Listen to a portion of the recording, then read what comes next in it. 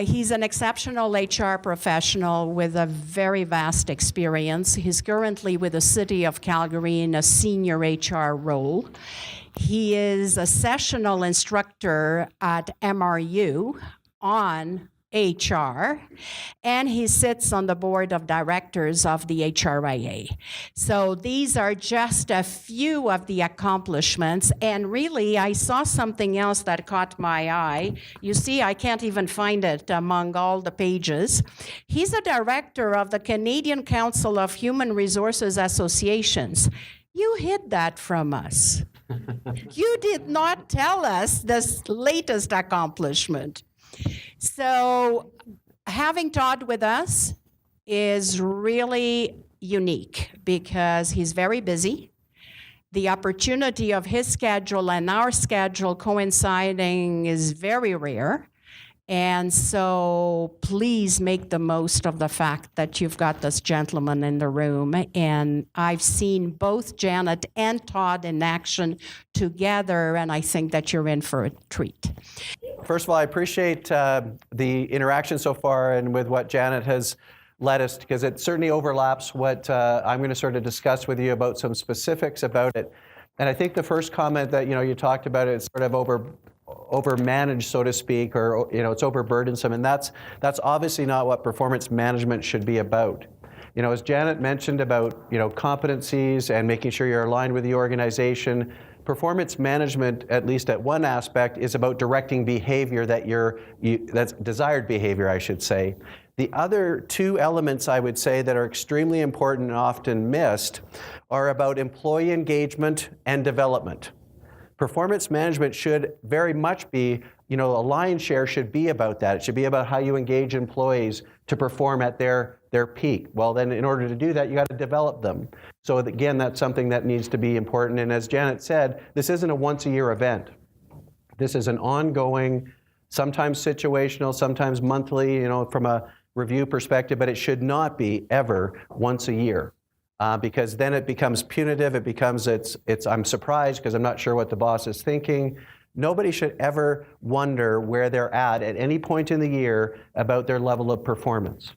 I'll also share with you that the one good news is that the lion's share of your workforce will be satisfactory at a very minimum. Lion's share of it. So let's not get too panicky about, oh my gosh, people are going to be running amok. The point is, if you give them focus, you give them encouragement and development, they will perform for you. The businesses will achieve their outcomes, everyone will be successful. I'll share some research with you that will kind of reflect what you've already said about your frustrations about performance management, and then obviously what we're going to do next about it. Also, there was a comment about generations in the workplace, and again, we'll talk about that where you can adjust slightly for the type of feedback, especially when you get into performance reviews about different generations, about what they might expect and what they think is positive and what is not. Because I think it's important is to individualize it where possible. So it isn't cookie cutter, not only for any area, but also for the individuals. It's okay to custom make it a little bit based on people's experience and wishes in that. Next slide. So I'm going to go over those, sorry. So what this looks like is a bit of a process. I just want to say these happen not necessarily one after the other. It's sometimes happening all at once, but it's just sort of showing there's a bit of a flow there. But in 2014, the Global Human Capital Trends, which was done by Deloitte, basically said that only 8% of the companies surveyed, now this is a global survey, they felt that the performance management actually drove higher levels of value. Only 8% of the companies felt that the performance management drove that. 2014. 58% said that it was not an effective use of their time. So back to the, there's something wrong with it. If if it's cumbersome and we don't see value in it, it's obviously reflective of that. So as Janet said, don't get so fixated that it needs to be, very hardened all the way through, because obviously sometimes it needs to be an informal piece as well. Informal is just as important as the formal piece, as long as managers. And managers are key to this. The training and development about the performance management process, is on the managers. They drive it, they should be proactive with it, they should be engaging about it rather than here's what we do, and everyone feels like they're in the principal's office every time we do something to do with performance management, and that's not the way it should be.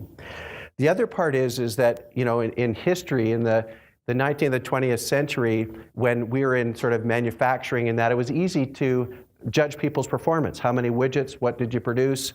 Very simple, right?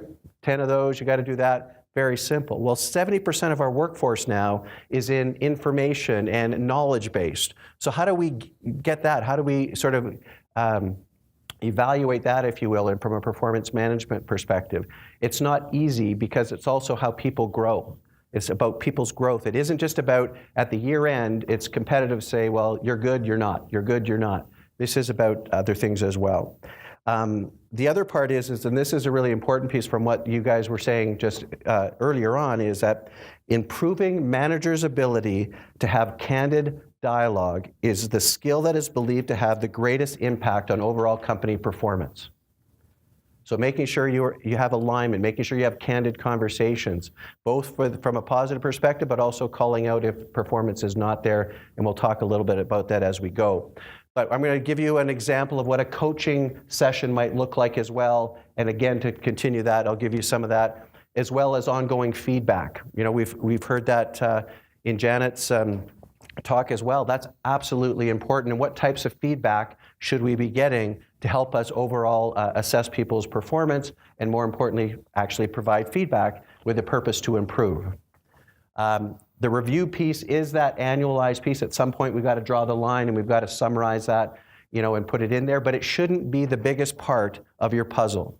You know, the lion's share of the year should be the big part. The last one is really a very small summary of the last time box, whether that be quarter and just an overall. But it shouldn't be a surprise. It should be really a relaxed sort of summary of what the year went, how the year went. It shouldn't be wondering, am I satisfactory or not? That's not what it should be about, or at least less about anyway. Recognition, we're going to talk about different parts about recognition as well. This is, you know, everything from your merit increases, your variable pay, to non-financial. How do we reward and recognize people for the jobs that they've done? And again, there's varying points to that. Okay, next slide. So, planning piece.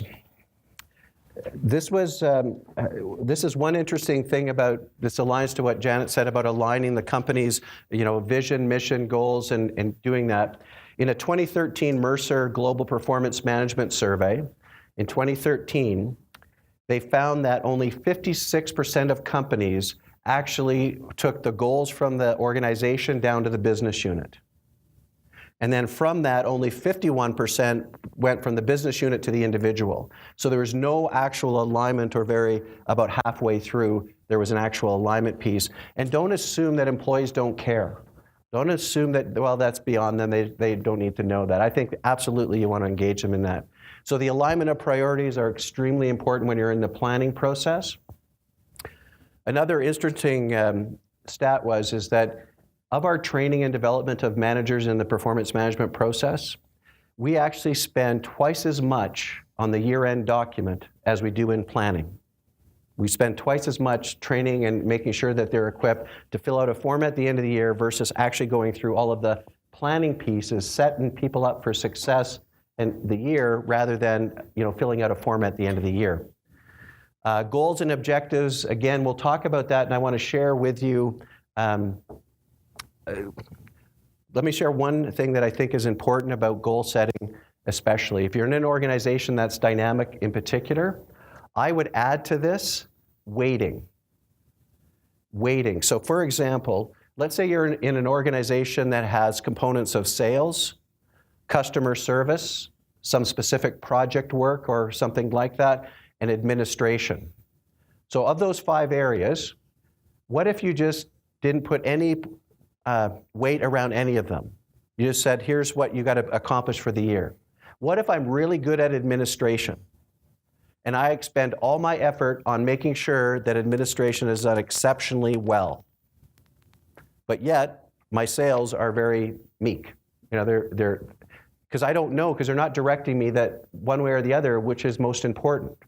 So what I mean by that is that, for example, if sales and customer service in this particular position is important, that maybe 35% of the weighting should be in sales, 35% in customer service, 20% in the projects, and 10% in administration. Give it a bit of a framework so people understand where they should focus on from an overall success given the year, right? This will help them go, and it also will help you understand is, if you set goals in sales and they exceed them in excess, but they don't do anything else, how do you know how you should rate them overall?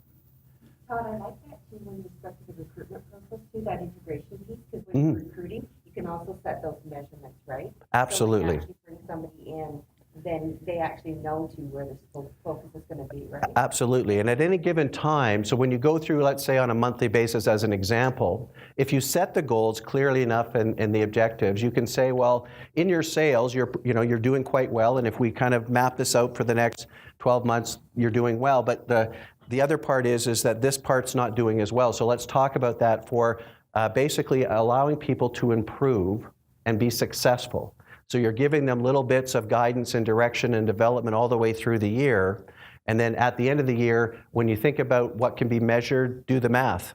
And that's where the dialogue, when you're helping managers, it gets them very focused. If someone's exceptional in sales and your next person is not, well, there's an actual opportunity to buddy them up and say, what is that person doing exceptionally well that this person could learn from? So again, what we don't do from performance management is we don't extract out what people do well to obviously share with others, right? And also from a learning and development perspective, what if from a competency perspective, there's a majority suffering from a certain amount, like they're not, maybe communications is not really performing. What if you then take that information out and put a learning event on as an example? So again, I would suggest that you try to weight what you want them to focus on and that will direct them of where they need to have balance and direct. And also the one thing I was just going to add sort of as we go down here is I always ask my staff every year, what else do you want to be recognized for throughout the year? Right? So we actually have the performance, but don't forget that maybe what they do, some of the things they do, they also want to be recognized for. This doesn't mean this always changes the overall performance rating, but overall they just want to make sure that they're recognized for it. So it's an important piece.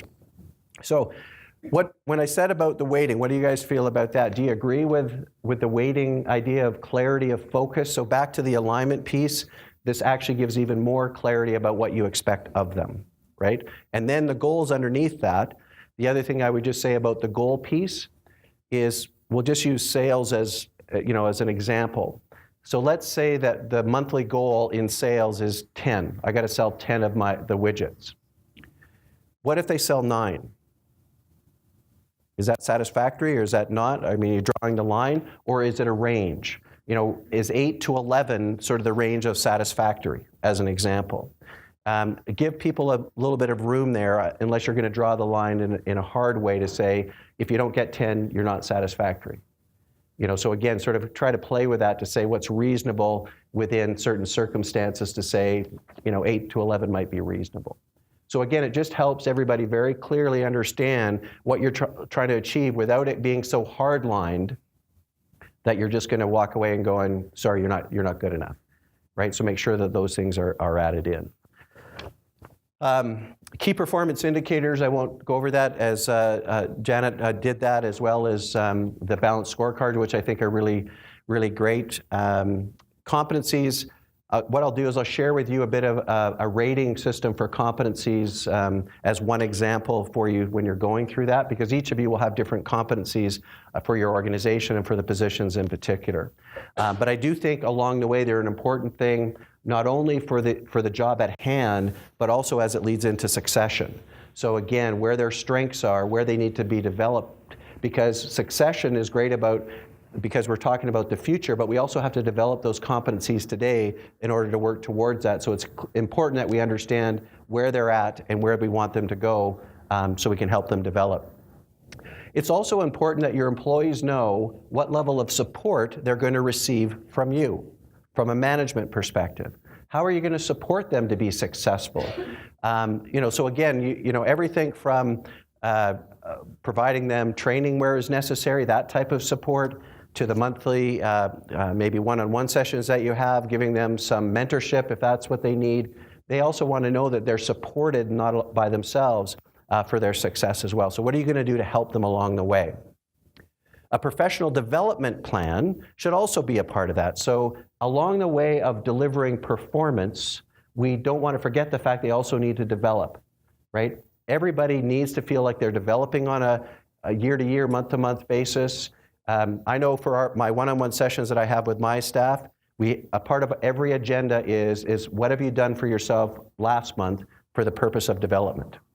Now, development doesn't always need to be grand, it doesn't need to be an event all the time, but it's important that development happens throughout the year and not just once.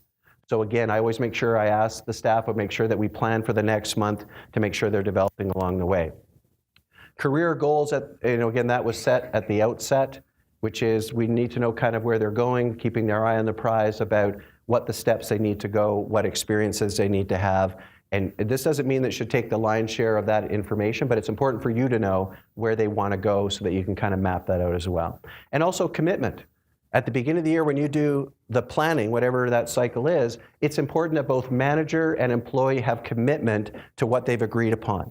Whether you sign something, whether that's just that symbolic sort of, I agree with that, and that will help you get started. So again, I think all of you here are pretty comfortable with the SMART goals, so I'm not going to say that, but I think these are really important every time you do it because it's a proven thing. These were actually introduced back in the early 80s originally, and management by objective, and this is how they came out to be, but they still work. They still are relevant no matter what the goal is. So next slide. Okay. Here's what so we're talking about coaching, and coaching should happen regularly throughout.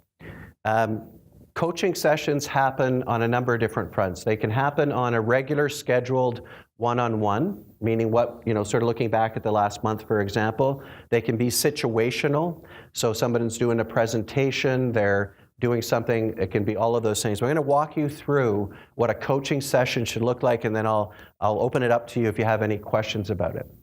So a coaching session generally starts with asking the employee what they thought went well. So if it's about the last month, you can talk about that. If it was a presentation, what they thought went well. And don't stop at the first example they give, ask them again. What else went well? What else went well? Don't get them to go down to what I could do differently next time. Keep them up here, and then make sure the next piece would be you as a manager making sure you share what you also thought went well and why, and be specific with that as well, similar to what we look at feedback. And then ask the employee, so now that you've done that, and make sure you spend some time on that, what they would want to do differently next time. So again, you're asking for if they thought something didn't go exceptionally well, what might you want to try differently next time? The next time should not outweigh the positive side, so make sure that it's sort of balanced in that way.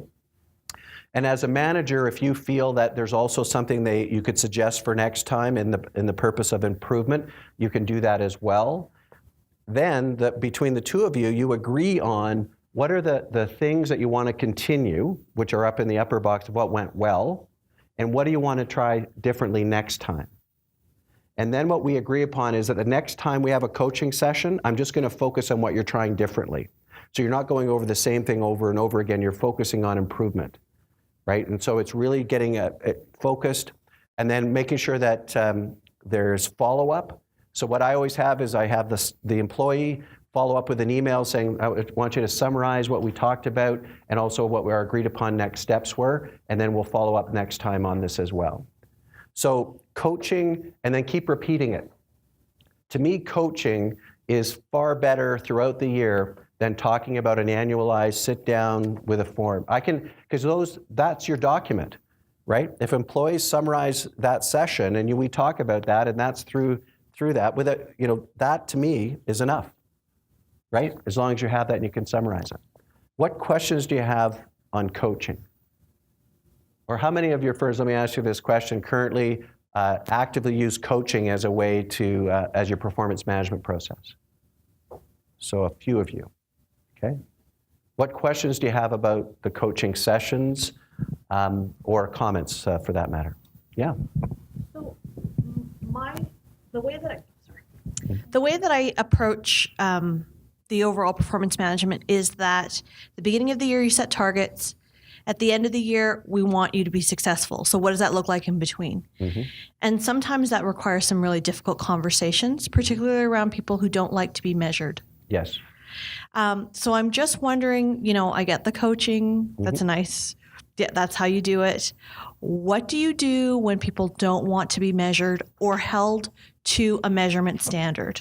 It's a good question. We could talk about, at the end, we'll talk about performance management, but to answer your question, first of all, it's like always being curious of why someone is objecting to being measured. I don't think any of us like to be observed and criticized and all of that. I think we get a little bit nervous about that. So we have to get beyond that. And that's why sometimes the way the coaching session happens, it's not so much of, hey, I think you did this poorly, that way. It's sort of that self-discovery piece is really important. Everyone gets measured, everyone gets coached. And I think if you want to develop a culture where everybody gets coached, then how can I object if my boss gets coached? I can't really object for myself getting coached. And I've experienced that firsthand, being a part of an organization that said everyone gets coached. So the very top leader would coach the next one would coach that one, and all of a sudden, all the way down to the frontline person that would say, wow, if the senior vice president gets coached, then what objection could I possibly have? And so it's about the culture that you want to have, so it's not just a few that are doing that. I think it is situational. I'm not sure. You can't avoid that, and sometimes it's about conflict management, right? Why are they doing that? They're trying to distract you. Everybody has to have some observation, some evaluation. You have to have it. I think the respect comes in. I think the difference is, so when I think of coaching sessions, for example, I would do more with those less experienced and less with those more experienced, right? I just think it's that respect of, I don't think I need to coach them as much because they're experienced, so I toggle that based on their experience. I don't know if that answered your question, but I think it's important that if it's a culture of that, it's harder to unwind that. Any other comments or thoughts about the coaching? Yep. It's more along in terms of the coaching, when you do have someone that, when you're talking about things that aren't necessarily quantifiable in terms of measurement, right? Often I find that you can have some people, including myself, that will say, okay, well, that's kind of subjective, right? Or we're measuring on this, and this is a key performance indicator, but there's no quantifiable way of looking at that. So how do you coach through that when you have someone who is very specific in terms of, I get it, you want me to sell 6 widgets. But now you're telling me about my teamwork skills and my ability to give back to the corporate culture. What does that mean, right? And how does that work? So how do you coach through that? I think so. The point with that question about, which is an interesting one about, first of all, everything can be measured, right? I think it's just so feedback, sometimes the way we get feedback is a way for customer service, as an example. It's a hard one to nail down. However, we have other feedback sources that can help us with that. I think that, again, what we sort of put our level of importance on, I think it's just those conversations. And again, that's more important than anything else, is that those continual conversations about what would that look like. So when I think about, so if we want to contribute to the organization's culture, what sort of activities or things that we might identify as that? I think these are the softer side of the hard ones, and I don't think we should get over-fussed about, well, this is not an absolute, it's a bit subjective. Absolutely it is. As long as you can rationalize and talk it through, I think subjectivity is okay. I think when we get to performance, though, the less subjectivity, the better. So back to the scorecards, back to if we can measure it, back to all of those things, because it is helpful to have those things that are measurable, but we shouldn't get so worried that we can't measure it absolute, right? Sometimes it is about that, but I think we've just got to be prepared to say, well, especially if I'm saying, I don't think you're contributing to our culture, well, then you got to back that up. Give me some examples of what you mean by that. Why would you say that I'm not? And I think as long as you can do that, then again, some things can get challenged, but as a manager, I think we've got to be prepared to always defend what we're saying, right? Not in a hard court of law defending, but certainly we should be able to do that. Good point. Any other thoughts on that? Better go to the next one. Sorry. Feedback. In that 2013 Mercer survey that I was talking about, 1/3 of organizations offer informal feedback. Only 1/3 offer informal feedback, and fewer than 1/4 or 22% use 360-degree feedback. Who here has used 360-degree feedback from a management perspective? So for a few of you. It is a great feedback tool for managers. It's a humbling one, but it is a great one that I don't know if every year is the right thing, but certainly, on a regular basis to make sure that managers are doing their job effectively, because they can impact so much more than the individual contributors. So it's important that we also evaluate them, as well. So 360 feedbacks are great as long as you action whatever you're getting the feedback on. Right? The worst thing is to ask for feedback and do nothing about it. Worst thing at all. I would often encourage, if you're able to use a third party to conduct your 360, to get that confidentiality in there, to get that, as you point out, to make sure it's done properly, the peer feedback. And it is humbling. I will say I've received it myself and going, geez, I thought I was more approachable than that, or I thought, but it's good feedback as long as you plan to have an action plan to address whatever the shortcomings are, et cetera, and even talk openly with the team if that's the case. Don't be afraid to identify that, I've got some improvement to make as well. But you're right, it has to be done. And that's why I'm saying maybe annually might be a bit much, depending on your organization, but certainly on some sort of regular basis to do that.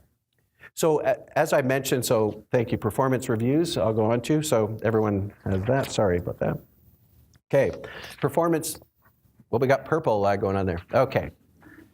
So this won't come as a surprise because I think some of you have mentioned this, and it comes to some of the challenge that you have. It is absolutely important that it's a two-way dialogue. It should not be a one-way managers, talking throughout it. It should be a two-way dialogue of talking about their performance, seeing how they view it. Again, sort of like a coaching session, but not necessarily to the same level of discipline to it. But it should be a conversation with your manager and not just a dictation of what they're saying. The written document piece, just as I was describing and as Janet said, it doesn't have to be fancy to be effective. Right? You can have many different forms of that. It can be summaries of pieces, but overall, at the end of the year, because if you're tying it to compensation or whatever, it does need to be documented in some form or fashion, and obviously go back to the goals that were set and walking through all of that. So it does need to be that, but I'm not as fussed on the end what that looks like, but it needs to have some sort of documentation in that way. The overall, again, we talked about the overall assessment piece. Summarizing of feedback, I won't go into that. Identifying areas of excellence and accomplishments. Again, sort of like the coaching model, like don't forget to be balanced, right? It should be a balanced year end about things that have gone well, things that maybe could have done differently. And of course, the development for that year is important as well. You should summarize all of the development that's happened over the year. And we talked about the KPI for the manager being about the hours spent, on training, but what about the effectiveness of that as well? So some employee comments about what were their takeaways? What did they walk away with as well would be important. The mid-year check-in, again, just sort of back this up a little bit. If you meet monthly, then on the mid-year part, it's good to let your staff know that saying, listen, if the performance evaluation was done today, you would be satisfactory. So assuming everything else being equal, at the end of the year, this should be fine. This should be fine, right? So that mid-year check-in to make sure that someone knows where they stand. And obviously saying thank you for their contribution goes without saying, so just so it doesn't look like it's the principal's office type, experience. And of course, no surprises. So if somebody's not performing well, and again, really quickly, we'll do that because we're coming out of time, is you can't tell someone at the end of the year that they're not satisfactory if you haven't had that conversation throughout the year or some part of the year. It is just unacceptable. In HR, we do the same thing all the time. The manager says they're not performing, I'm going to document it at the year end, and I want them terminated. Okay, let's back that up a little bit. Do they know? What conversations have you had? So it shouldn't be any surprise whatsoever. Yeah.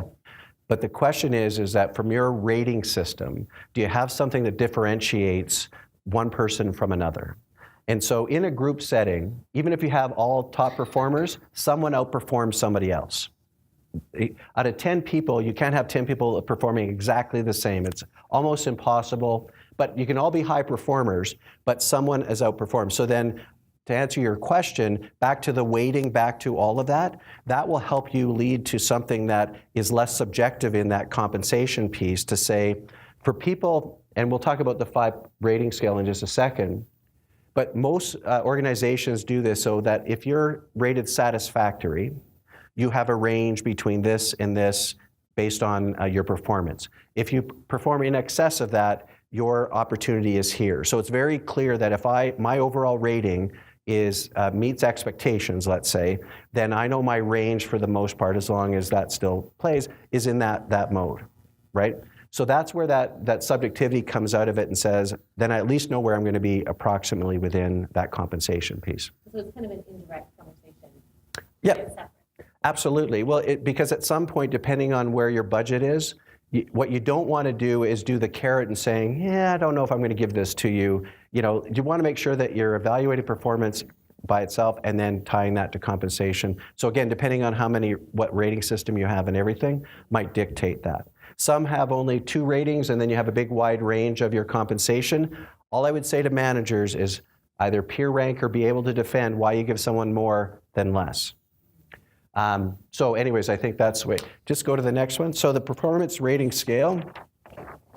So here's the one thing that I will tell you in general, is if you apply the bell curve to it, this is what it would tell you, is there'll be 5% having superior performance, 15% exceeds expectations, 60% meets expectations, 15% developing or not quite there yet, they might be newer into the role, et cetera, and then 5% does not meet expectations. That would be what would a general bell curve. What I would never say is don't force that. Don't say, well, the bell curve says I got to find 5% that are not performing, so you're it this year, so sorry about that. It should happen naturally. But what I will tell you, over the years that I've looked at this, it naturally plays out fairly close to that, unless you've had a really good year or a challenging year organizationally. Sometimes that sways. But there are other ones that sort of survey that skew this a little bit. It's not quite a bell curve, but it's still that way. So you got to be prepared for that as well. But that's just telling you what it generally should play out at. And again, it might, from a team-to-team perspective, it might look quite a bit different though, right? If you've got high performers, you might have them more in the upper echelon. But for the whole organization, it should play out for the most part, or could. Next one. Competency rating, really quick here. I'm just out of time here, so I'm going to go. Okay. So I gave you a bit of the bell curve of what you see on performance. So on competencies, so this is different, right? This is about the competencies that you've chosen.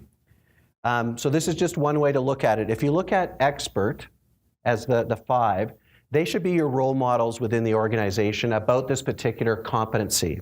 And what I would say is that they should display this competency at this level 95 to 100% of the time. So that all throughout the year, or whatever your time period, the person displaying this should be almost always. So about 95 to 100% of the time, they should be displaying this competency and should be role models within the organization as such. Number 4, from an advanced perspective, so again, the same competency that we're talking about here, 85 to 95% of the time, they should be displaying this. Right? Just means that you don't always have an opportunity to display it all the time. Sometimes you're not always getting to that high level of this competency.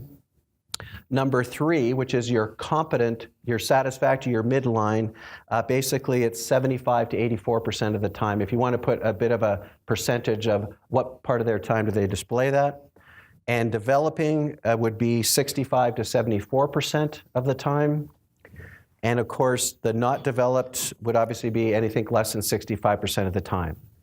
And that's just one way to look at it. It doesn't mean that's the way you have to. It just helps you understand, well, how do we know, the difference between the expert and, let's say, the competent? It would be the length, the amount of time they display it, as well as the level of quality as well, right? So if they only display it once in the year, like one point in time, That's not what I would call expert. I would just call it a great moment in time, but they still may be doing it because it's not a part of their own inbred behaviors yet. And that's what that pace is. Yeah.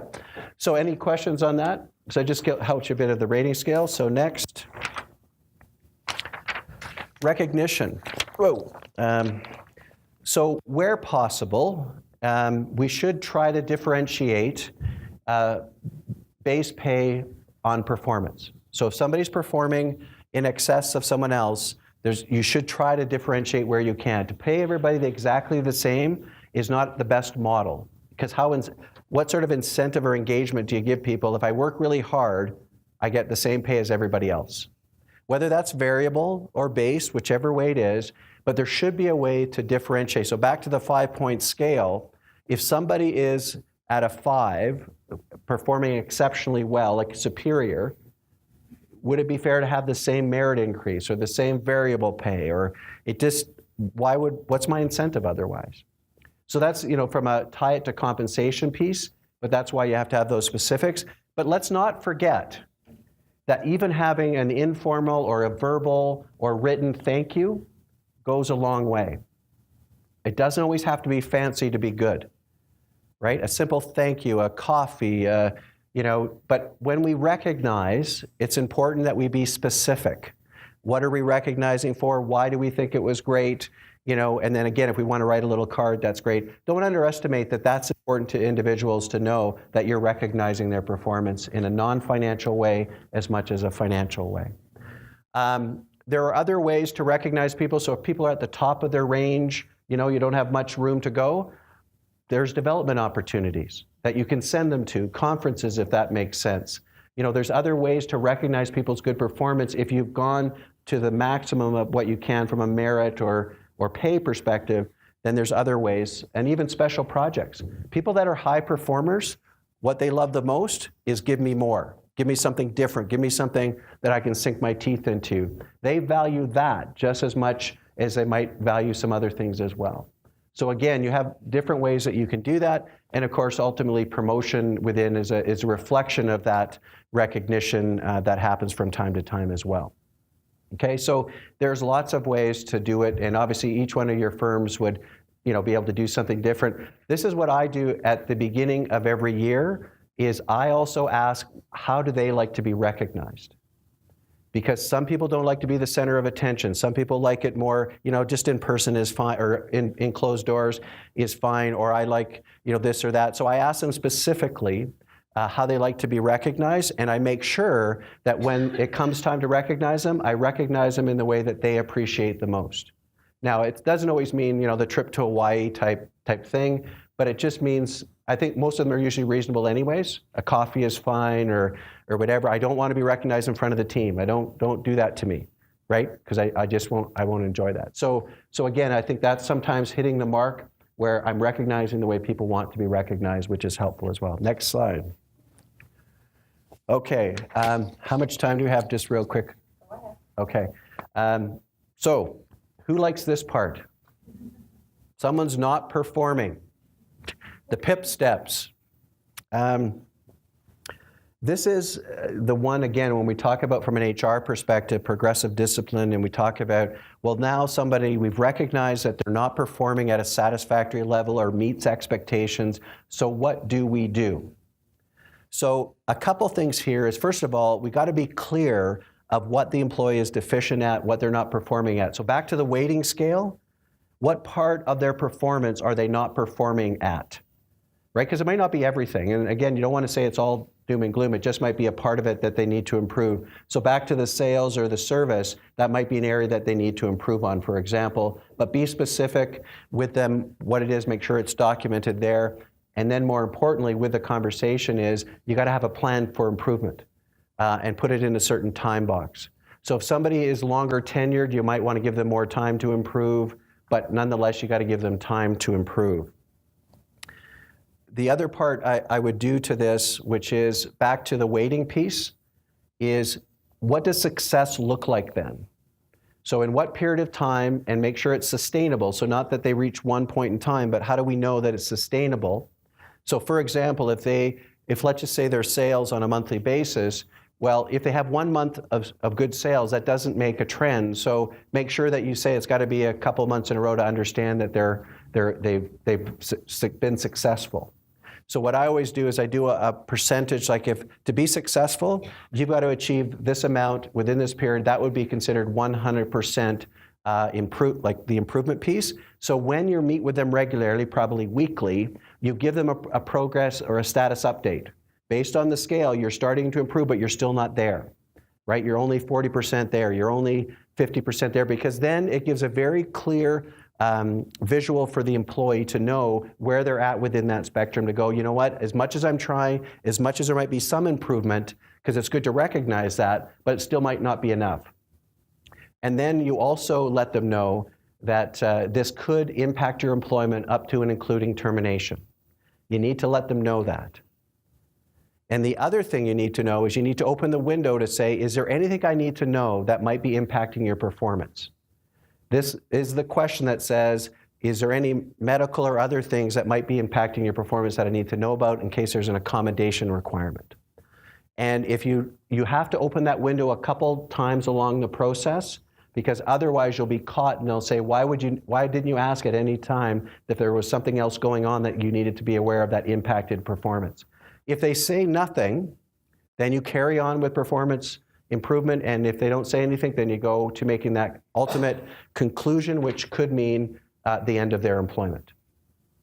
But that's the process that goes through. So it's important that you have managers do that, because you could get caught at the end where they'll say, well, nobody asked me if there was anything else going on because I couldn't perform because, right? So it's an important piece that you do that. Anything else on that? Yeah. Well, certainly it can feel like a lot of our efforts go to the sort of 1% that are not performing. And as a manager, we need to have that balance. You're absolutely right. But the one thing that's also true, if we're not addressing it, that's even worse.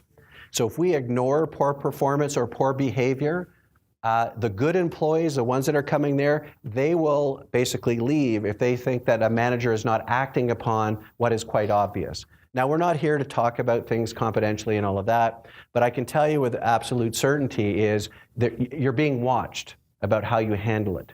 And I can tell you that in my experience with performance management or PIPs, I have a 50% success rate. 50% they succeed, they actually improve and they become stars, and 50% leave the organization in one form or another. I don't view that as bad, actually. I think that's not a bad thing if somebody's not performing, but that's my sort of success rate throughout. But it's also making sure that they have the level of support, you give them all the opportunities to improve, you communicate clearly, and then they decide if they want to embrace it and try their best and try to succeed. It's that fork in the road conversation that we ultimately have, and I'm okay, I always say this, I'm okay to support you either way. You could either try to improve or we can exit. We can have that conversation as well. But it's important that I will tell you that as managers go, conflict avoidance seems to be rampant and they hate having these conversations. So if you do anything with your learning and development, make sure managers know how to basically face conflict straight on, make sure they know how to have candid conversations, both on this side but also on the other side as well. And that will lead to success, there's no question. I am out of time. Thank you very much. And I'll turn it over to So we have a few minutes for you to have an opportunity to ask the panel a question or two.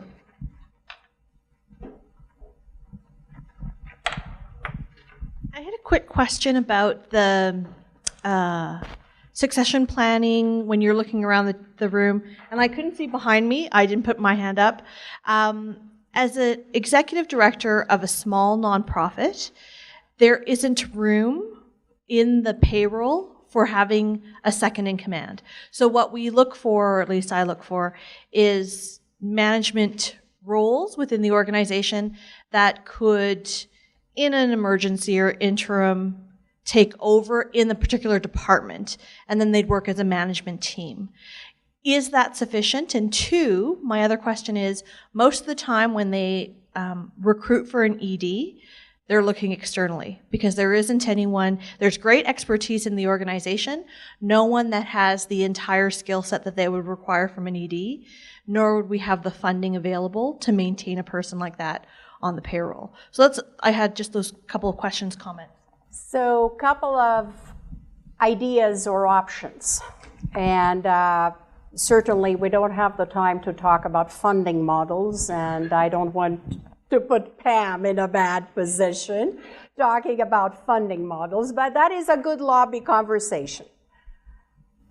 Small organizations where we cannot have it built in, the natural progression, unless I'm mistaken, most of us work with volunteers.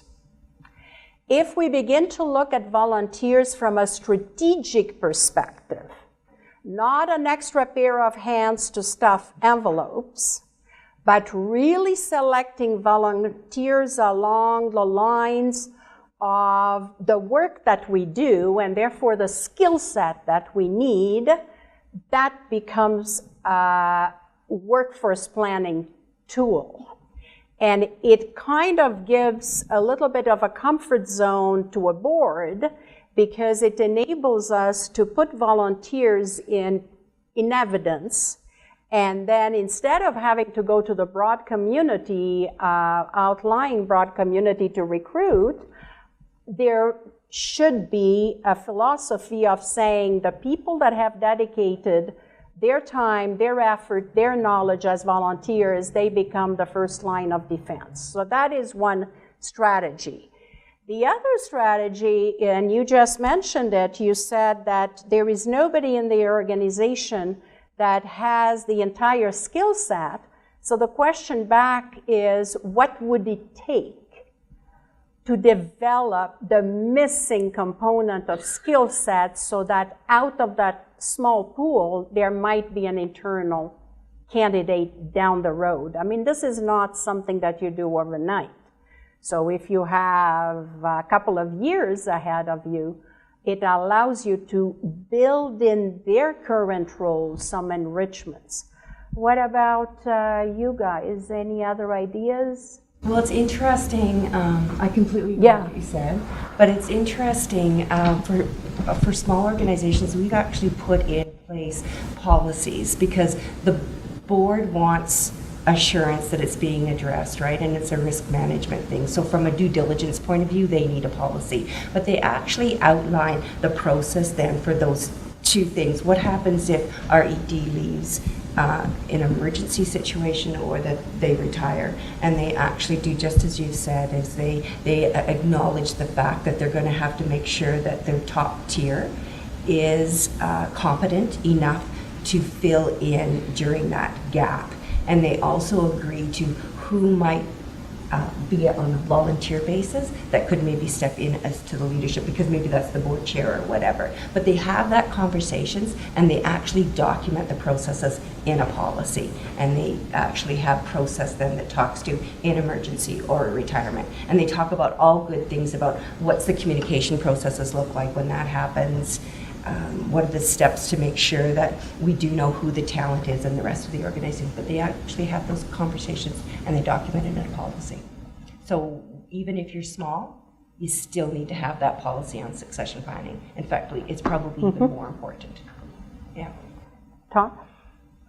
I think, again, just to add on to that, the buy or build, strategy obviously is there. Smaller organizations have a harder time building it. And I think you're right. Sometimes you divide and conquer rather than trying to find somebody with those skills. But it comes back to what we talked about at the beginning. We have to be very specific of what skills are needed, what competencies are needed in order to be successful in that role. And don't just look in the obvious places. And I think it's right, to have the volunteerism, but you should build your network outside and just test people, whether that's through LinkedIn or otherwise, to say, we should keep conversations with these folks because that might be both an interim, a contingency versus a longer range, which may not look exactly the same as you have it today. And I think that's really important, and especially with where the company is and where they need to go. It's just like what I would suggest to add on to what Nicole said about succession planning. The first half of the day, I would talk about business strategy. Then I would talk about the people strategy that complements that. So are we heading in the same direction? Do we need the same set of skills today and in the future as we did yesterday? And that might be different. And that's why it's a fluent thing that you want to keep doing it. And as Nicole said, it's not complicated in the sense of who cares where you write it down, but it is a discipline. It's something that you have to have in your mindset always to be looking at. So that'd be my comment. And honestly, just to close on that question, it's cheaper than rushing out and trying to hire a replacement. The self-discipline is a heck of a sight cheaper. Other questions? I think we might have time for one more question, but if I can just ask you that while we're wrapping up and facilitating one more question, if you can all take the few minutes to fill out your feedback forms in your folders, that would be great. Is there another question for the panel? No? Okay, we will wrap up then.